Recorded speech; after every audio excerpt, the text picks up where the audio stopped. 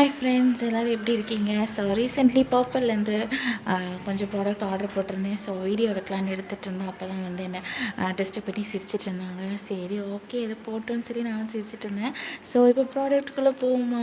ஆக்சுவலாக good வைப்ஸோட face wash வாங்கியிருந்தேன். இது வந்து ரோஸ் ஃப்ளேவர். இது வந்து சூப்பராக இருக்கும், பிரைட்டனிங்காக இருக்கும் ஸ்கின்னுக்கு அண்ட் ட்ரை ஆக்காது மெயினாக. அதுக்கப்புறம் மல்பெரி ஃப்ளேவர் வாங்கியிருந்தேன்.